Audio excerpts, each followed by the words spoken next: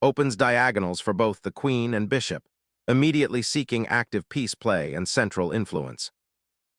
This immediate Sicilian thrust immediately fights for central influence and promises dynamic, imbalanced play. Developing the knight to f3 is a classical approach, immediately contesting central space and preparing for castling. Developing a knight to control central squares and prepare for pawn advances immediately contests white's initiative. Opening the center like this forces immediate confrontation and creates dynamic possibilities across the board. Opening the center, black chooses to simplify the pawn structure immediately, prioritizing piece activity over central pawn presence. Reclaiming the center with knight firmly planted, asserting control over key central squares, and preparing for rapid development. Unlocking the bishop's diagonal while preparing for central pawn advances creates a solid pawn structure.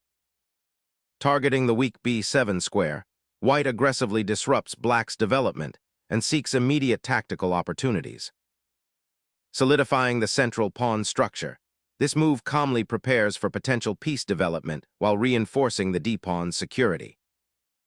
Asserting influence on the d6 pawn and preparing to develop the queen's, bishop opens up possibilities for controlling the center, potentially cramping black's developing pieces while also creating subtle attacking avenues.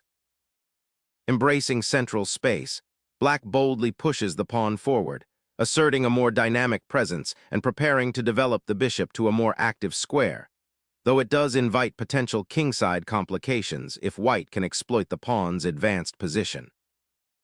Sharpening the attack's reach, this bishop repositions to eye the queenside and potential weaknesses, while simultaneously clearing the f1 square for a knight's development or a castling rook's support. Developing the knight to its most active square, this move initiates a crucial battle for central control and prepares to castle, solidifying the king's safety while simultaneously threatening white's advanced pawn. Sharpening the pressure on the f6 knight forces a decision, potentially disrupting black's pawn structure or creating a weak square. This move aggressively probes black's coordination, aiming to exploit any lack of immediate defensive cohesion. Defending the bishop and preparing to contest the center, black solidifies their pawn structure while potentially opening lines for their own pieces to engage. This knight's redeployment to c3 solidifies the central pawn structure and prepares to contest the d5 square, a crucial battleground in this Sicilian structure, while simultaneously offering a potential escape square if the knight on b5 becomes a target. Challenging the knight's outpost on b5 immediately addresses a potential cramping of black's position, aiming to disrupt white's piece coordination and free up the queenside for development, potentially opening lines for counterplay. Sacrificing the bishop opens a diagonal for your queen and aims to dismantle black's pawn structure on the kingside, creating potential weaknesses for a later attack while simultaneously improving your piece activity and clearing the central path. Opening the g-file, you've created immediate attacking possibilities against white's king, a bold choice that sacrifices pawn structure for dynamic counterplay. This pawn push transforms your king's defense into a more exposed position, but it also grants your rooks a direct line of assault, demanding precise piece coordination from here on. Be ready to exploit the newly opened avenues and don't underestimate the defensive challenges this creates. Attempting to dislodge black's powerful pawn chain by repositioning the knight to the queenside feels a tad roundabout, especially considering the potential for this same knight to become a target on a3. While the intention might be to pressure the queenside or redeploy to c4, it cedes valuable tempo and allows black to solidify their central structure without immediate threat. Developing the knight to d4 injects immediate central influence, challenging white's knight on c3 and threatening to create an outpost. This repositioning aims to exploit the pawn structure's inherent weaknesses on the kingside, potentially leading to an attack on white's castled king. It also opens avenues for other pieces to join the fray, fostering a more dynamic and active game for black. Unlocking the c4 square for the bishop now eyes that potentially exposed kingside pawn structure black has created. Black boldly challenges white's bishop pair and aims to seize initiative by expanding on the queenside, creating immediate tension and potential weaknesses in white's pawn structure. Confronting the central pawn chain with a decisive exchange, white seeks to dismantle black's ambitious pawn structure and open lines towards the king. This aggressive initiative aims to exploit the compromised dark squares around black's monarch, potentially leading to a quick attack or significant positional advantage. Embracing the doubled f-pawns, you're opening the g-file for your rook while accepting a slightly compromised pawn structure, aiming for active piece play to compensate for the positional concession. Unleashing a subtle threat, this maneuver aims to disrupt black's kingside pawn structure and potentially create weaknesses around the now doubled f-pawns. A daring attempt to unravel white's pawn structure by attacking the potentially weakened c3 knight, though it sacrifices precious development time and allows white to solidify their grip on the central squares. White aims to activate the knight, intending to bring it to the kingside where it can support an eventual kingside attack or defend the king. The knight's journey to g3 might seem circuitous, but it untangles white's pieces and prepares for further development, potentially eyeing squares like f5 or h5 to exert pressure on black's somewhat compromised pawn structure.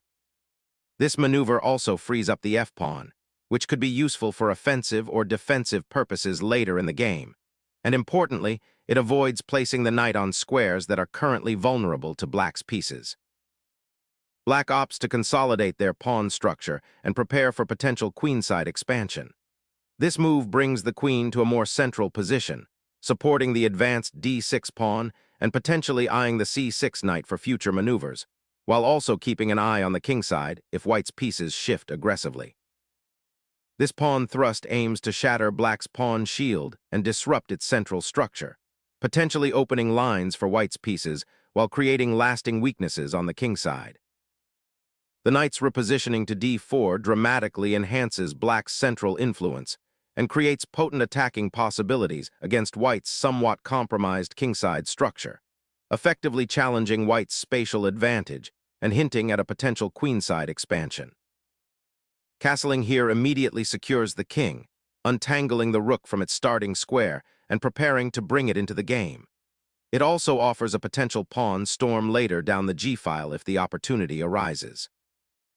Black's pawn thrust immediately disrupts white's central control and aims to gain queenside space, but it also weakens the b-file for future operations and leaves the c6 knight somewhat exposed. White initiates a strategic pawn thrust, aiming to dislodge black's entrenched knight and potentially open lines for attacking the kingside, but it comes at the cost of weakening the d4 square and creating potential long-term structural imbalances.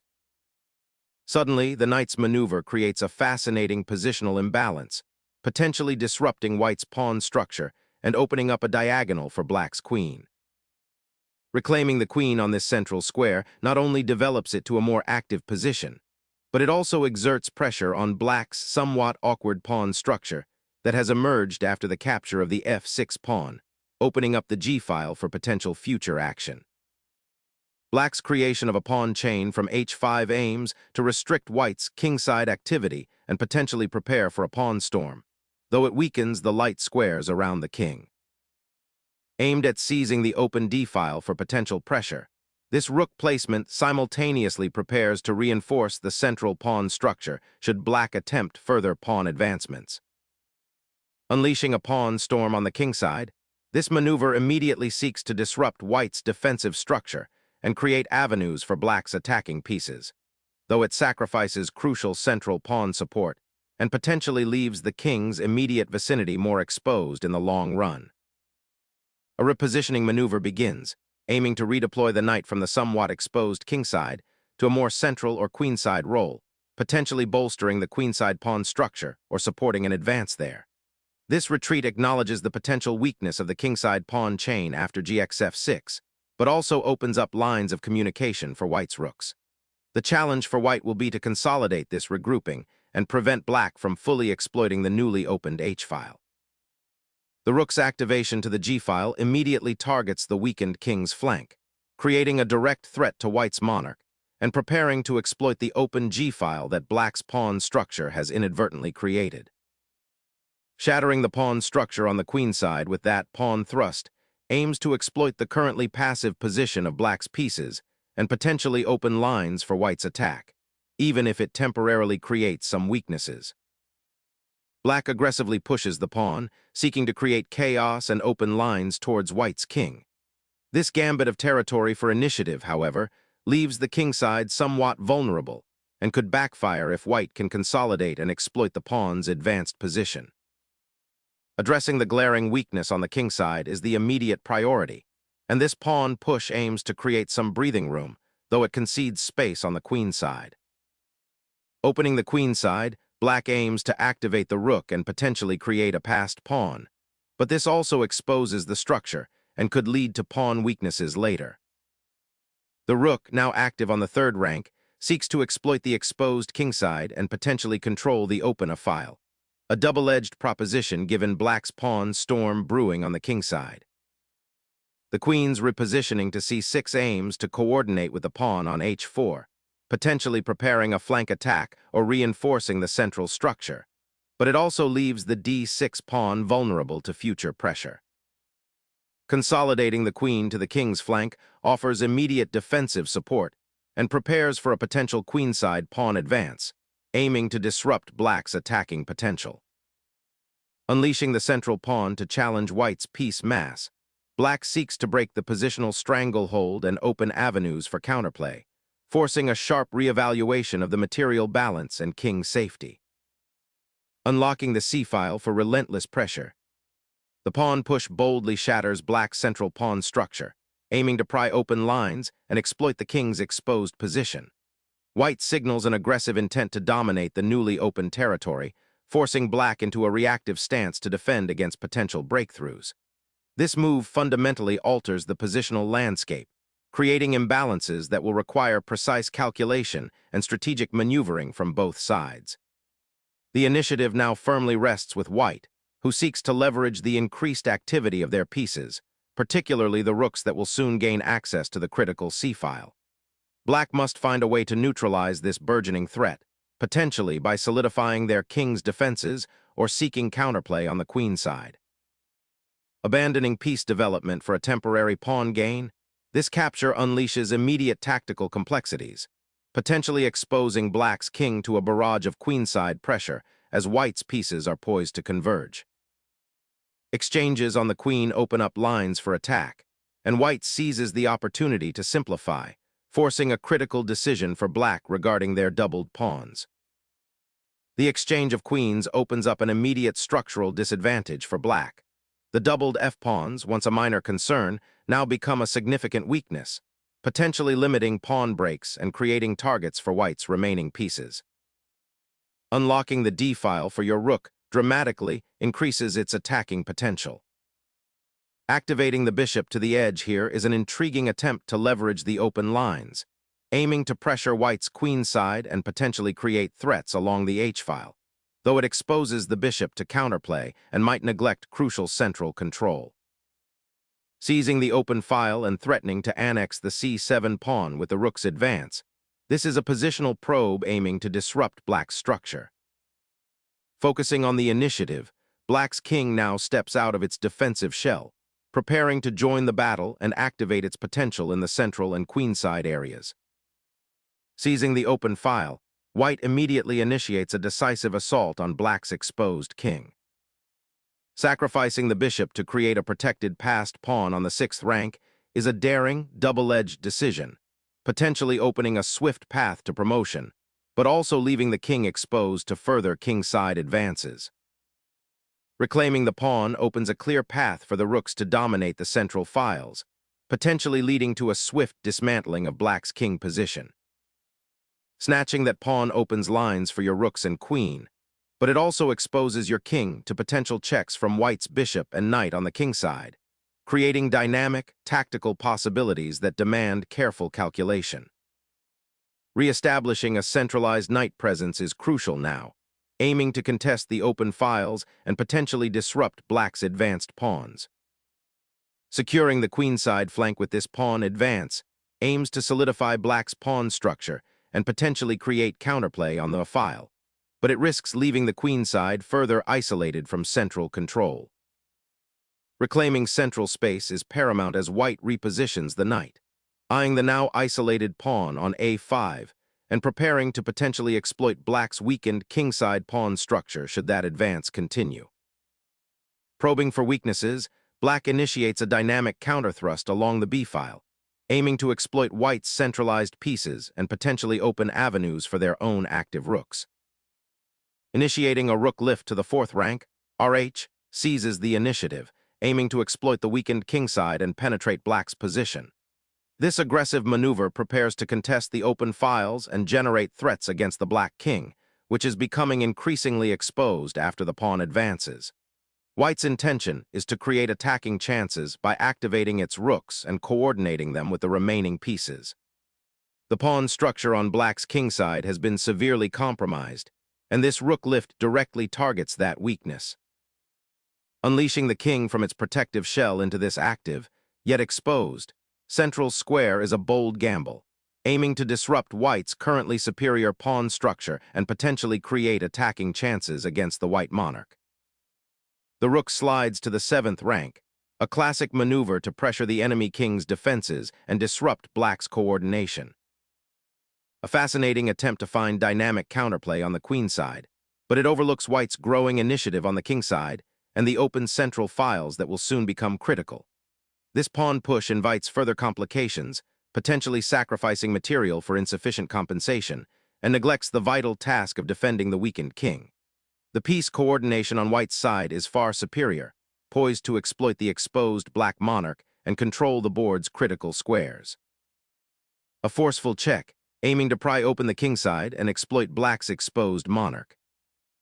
Seeking shelter for the exposed monarch amidst the clashing forces, the black king steps onto d5, a precarious sanctuary hoping to evade the immediate storm brewing on the seventh rank. Unleashing the d, pawn creates a significant outpost for the advancing soldier, aiming to seize control of the crucial seventh rank and potentially force a queen trade that favors white. The black king, now exposed, and with its immediate surroundings becoming a battlefield, must seek refuge or face swift retribution. A tactical geometry masterpiece, the knight's aggressive fork disrupts black's pawn structure and forces a painful decision. Suddenly, the defender accepts the gambit, a desperate attempt to untangle from the vice-like grip on the d-file, hoping to activate the rooks on the open files. Seizing the open file offers immediate pressure, aiming to expose the opponent's weakened structure and potentially create mating threats or force further concessions. The rook's relocation to the sixth rank actively contests the open d-file, aiming to disrupt white's advanced pawn and deny it further progress, while simultaneously preparing to support potential pawn pushes or even join an offensive on the kingside should the opportunity arise. Unleashing the rook to the open eighth rank, white aims to disrupt black's nascent pawn storm and seize control of the vital file. Reclaiming the past pawn's promotion potential, black endeavors to disrupt white's rook's activity and initiate a fight for the d-file, a crucial artery in this unbalanced position. Securing the exposed rook on the fourth rank now prevents any immediate tactical issues stemming from the b-pawn's advance. A new pawn push, e5*, attempts to break free from the bind created by white's controlled central squares and potentially open lines for black's remaining minor pieces, although it risks creating weaknesses if not properly supported by subsequent play. The monarch ventures forth, seeking active participation in the emerging skirmish, aiming to bolster the d-pawn's advance and potentially contribute to future kingside activity. Harnessing the open file, black aims to activate their rook on the seventh rank, threatening to disrupt white's pawn structure and potentially create counterplay against the isolated king. Igniting a pawn storm on the kingside, f4 aims to shatter black's defenses and create crucial attacking lines, demanding immediate attention from the opposing pieces and potentially exposing the black king to a torrent of white pieces. The king begins a tentative journey out from its secure castle, seeking solace amidst the encroaching pawns and rooks. Clearing the pawns from the f-file opens up the white rook for activity, potentially targeting the weak pawns on the queen side or assisting in a kingside attack down the newly available path. exposing the white king to a potential discovered attack or further checks. This gambit of a rook swing aims to disrupt white's defensive structure and initiate a final aggressive push. The monarch seeks refuge, consolidating power behind a fortress of pawns while preparing to rejoin the fray. The monarch's exposed position is immediately exploited, forcing a concession of material to escape further checks. Protecting the king is paramount, especially with the opponent's active rook and passed pawn still looming. The black bishop, now freed from its defensive shackles, can actively harass the exposed white king and potentially disrupt the impending pawn storm. Activating the rook to centralize its power and eye that isolated pawn on a4, while simultaneously preparing to defend the newly acquired pawn on e5.